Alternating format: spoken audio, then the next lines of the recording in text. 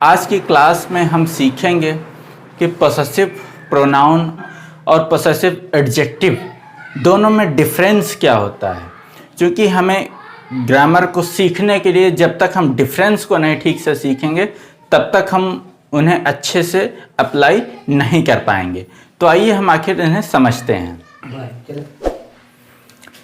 Possessive pronoun हमें पता है कि क्या होते हैं हमारे, यानी कि जो हमारे नाउन के जगह पे यूज होते हैं।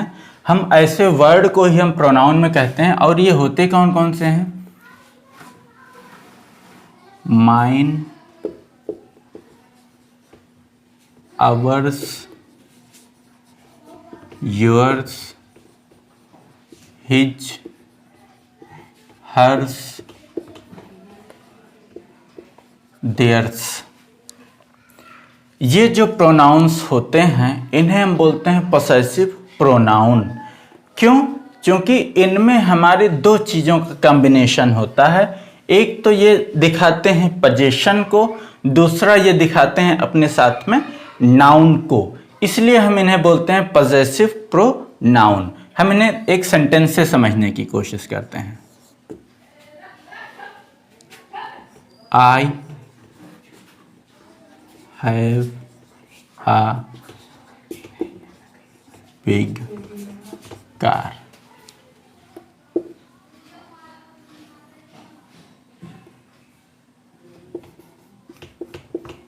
My car is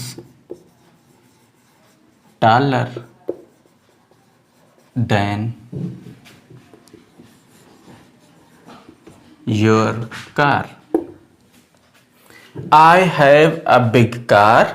My car is taller than your car. अब हम यहाँ पे देखिए your और car। your क्या है यहाँ पे? पॉसेसिव डिटरमिनर, या इन्हें हम बोलते हैं पॉसेसिव एडजेक्टिव। कार हमारा है नाउन। लेकिन अगर हम इसको यहां से रिमूव करना चाहें, सेंटेंस को और थोड़ा सा शॉर्ट करना चाहें, तो हम इन्हें इसके प्लेस पे हम क्या लिख सकते हैं? My car is taller than yours. Yours. अब यहां पे हम डायरेक्ट वो दोनों हटा के डायरेक्ट हम प्रोनाउन को यूज कर दिए हैं, और ये प्रोनाउन को हम बोलेंगे पॉसेसिव प्रोनाउन। क्यों? क्योंकि हमें इसमें पता है इसमें हमारे दो चीजें हैं। एक तो हमारा पोजीशन जो दिखा रहा है पॉसेसिव डिटरमिनर, और दूसरा इसके साथ में योर्स का मतलब हुआ कि जो पहले नाउन बताया जा रहा है उसी के बारे में ही इसी पॉसेसिव प्रोनाउन में वो छिपा हुआ है। तो इसका मतलब योर्स में योर प्लस कार ये इसके साथ में लगा हुआ है। ठीक है, ऐसे हम एक दूसरा सेंटेंस समझने की कोशिश करते हैं। My house is bigger than my house is bigger than his. अब यहां पे देखिए, क्या ये सेंटेंस सही है? My house is bigger than his. एक दूसरा सेंटेंस और लिखने की कोशिश करते हैं। My house is bigger than her. अब ये दो सेंटेंस में हम थोड़ा समझने की कोशिश करते हैं। My house is bigger than his, my house is bigger than her. हम यहाँ पे आपको बताते हैं कि ये सेंटेंस हमारा सही है और ये गलत है।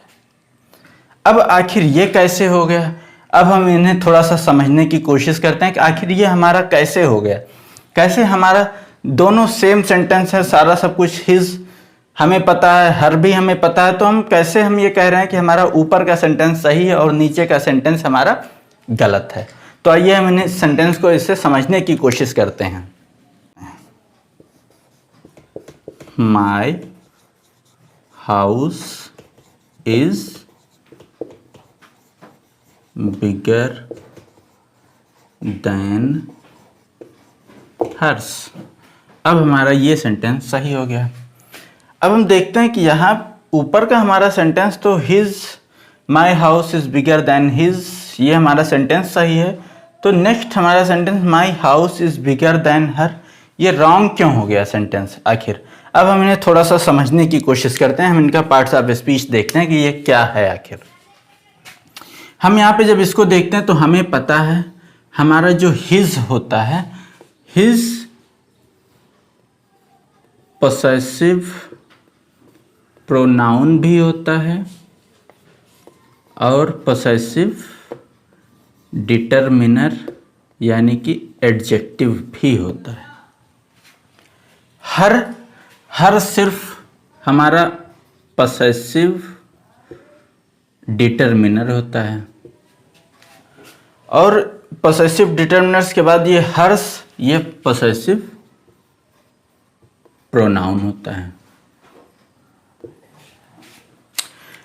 जब हम यहाँ पे सेंटेंस को देखने की कोशिश करते हैं, my house is bigger than his, तो यहाँ पे यह हिज जो पोसेसिव प्रोनाउन के रूप में हम इसको ले रहे हैं, तो इसका मतलब कि ये हिज का मतलब उसके हाउस से, हिज हाउस, नॉट कि हिज, उससे सिर्फ रिलेशन नहीं हो रहा बल्कि हिज हाउस, उसके हाउस से कंपैरिजन हो रहा है।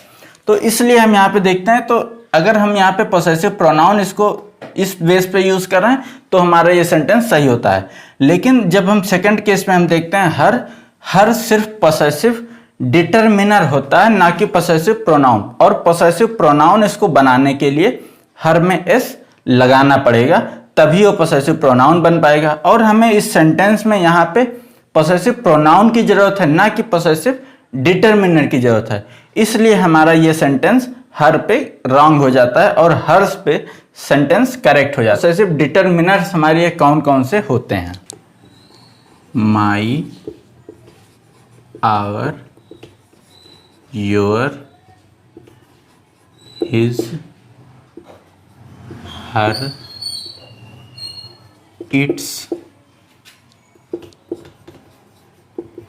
देयर, ये हमारे पोसेसिव डिटरमिनर या इन्हें हम बोलते हैं पोसेसिव एडजेक्टिव।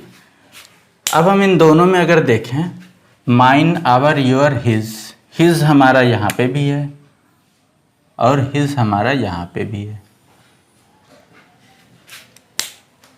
इट मीन्स कि सिर्फ हिज ही एक ऐसा वर्ड है जो कि पोसेसिव प्रोनाउन भी बन जाता है और पोसेसिव डिटरमिनर भी बन जाता है। तो इसलिए हम इसको ध्यान रखेंगे कि जहाँ पे भी प्रोनाउन की जरूरत होगा वहाँ पे हिज आ सकता है, लेकिन बाकी और सारे वर्ड्स के अपने अपने प्रोनाउंस अलग अलग होते हैं। Mine, ours, yours, his, hers, theirs, तो वो उस हिसाब से यूज होंगे। तो इन्हें हम एक सेंटेंस फिर से एक दूसरा सेंटेंस समझने की कोशिश करते हैं।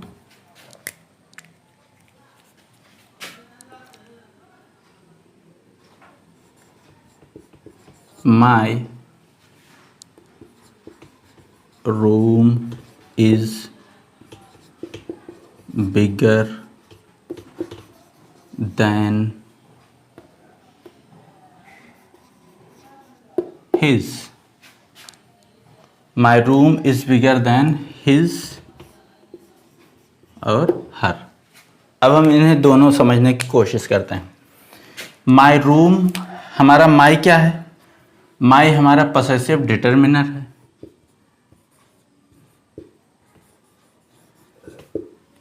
रूम हमारा नाउन हो गया,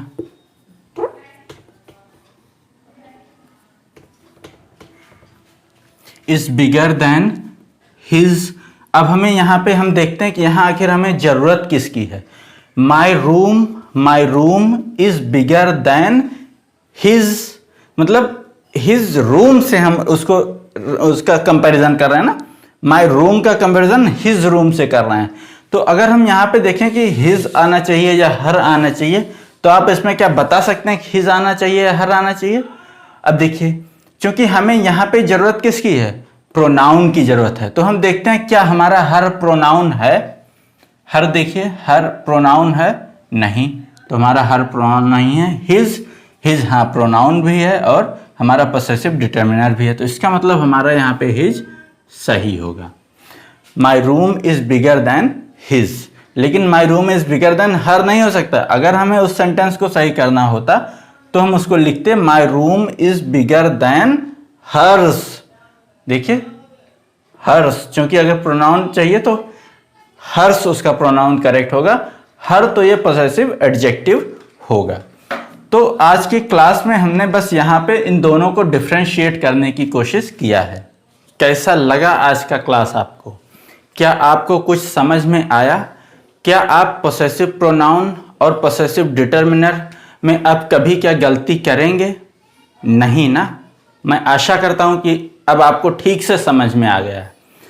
तो माय डियर स्टूडेंट्स, आपको वीडियो कैसी लगी आप कमेंट बॉक्स में ज़रूर बताइए। वीडियो को लाइक कीजिए, चैनल को सब्सक्राइब कीजिए और अपने फ्रेंड्स में शेयर कीजिए। Thank you.